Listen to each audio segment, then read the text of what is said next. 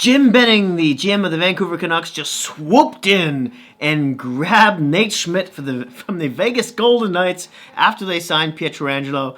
Obviously, he had them on speed dial. What a pickup. He traded a third-rounder for him. Unbelievable. Now, Nate Schmidt is a left-shot defenseman who can also play the right side, who's 29 years old and is signed for the next 5 seasons, ladies and gentlemen, for $5.95 million.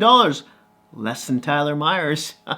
And he's a better player. You play higher up in the lineup. After losing Tanev, especially their defenseman, to the Calgary Flames, it's sort of bittersweet. Obviously, Tyler Toffoli signed with Montreal Canadiens today. Markstrom with the Calgary Flames as well. But they got Holtby. This is good. This is Vancouver fans should be very happy about this. Now, the Canucks have a slight hair under $2 million to still spend, and there's a bit of a problem here. Why? Because they've got 2 RFAs in Jake Virtanen and Adam Gaudette to still sign. That's a problem. Adam Gaudette has been a good plugger, especially in the playoffs. He plays center, which is a bit of a big deal.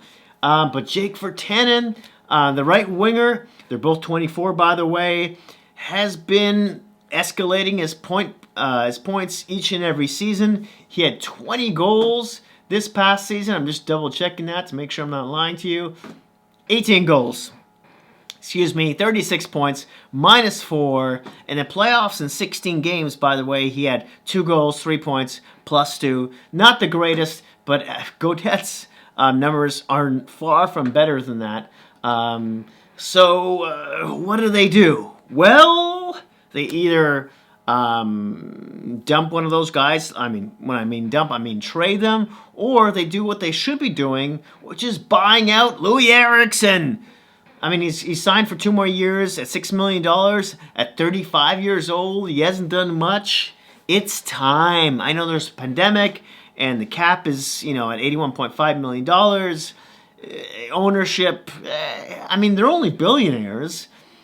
I think they can afford it, really. And never mind that, but there's also Brandon Suter, the third-line center, who is 31 years old and has only got 1 more deal left at just under $4.4 million. He's another candidate to be bought out as well, which would really increase their cap space there. Not to mention, of course, as we all know, they've got to sign Hughes and Pettersson after next season. So that could really help, right?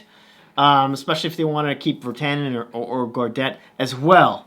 Now, Vegas had to make this deal. However, they're still just under $1 million over the cap. So they've got to send somebody else out the door. Who's it going to be?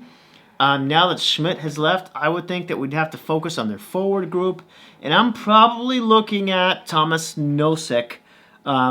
He's only signed for 1 more year. He's 28 years old, plays center and wing, making $1.250 million.